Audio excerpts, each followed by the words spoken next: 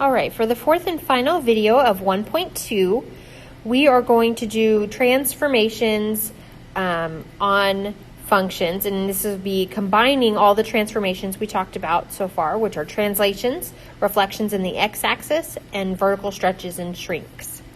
So just like we did before with the other examples in 1.2, where we did just individual translations, individual reflections, and individual stretches and shrinks, we're now going to combine more than one thing at a time. All right, so number 7 here is taking the parent function, f of x equals x, so that's a linear parent function, and it wants us to vertically stretch it by a factor of 8. So that's one thing, a vertical stretch by a factor of 8, followed by a translation 10 units down. So you need to remember where these parts go. So a vertical stretch goes out front, and this tells us we're writing a function g here. So g of x, a stretch goes out front of the x, and translation down is a number tacked on to the end. It is not grouped with x because x moves us left and right, y moves us up and down.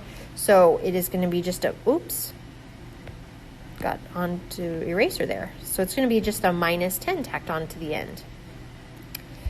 Okay. Number 8 is the parent function of the absolute value. So it's f of x equals the absolute value of x. And this one has us do a vertical shrink by a factor of 0.25 and then a translation 3 units up. So g of x, now a shrink goes out in front of the absolute value bars. And again, that's translating up, so that's not grouped with x. It'll just be a number tacked on to the end, so plus 3. And number 9, again, it's the absolute value parent function.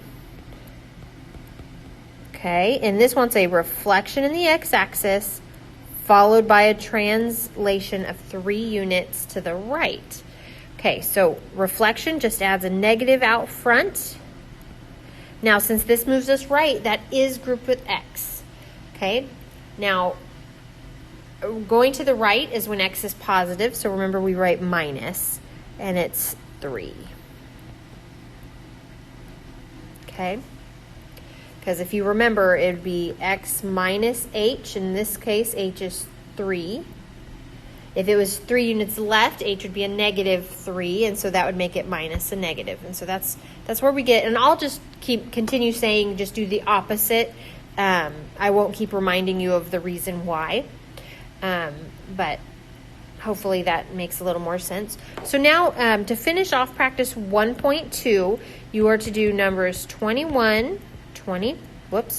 23, 27, 28, 31, 32, 33, and 34. And that'll finish up your 1.2 assignment.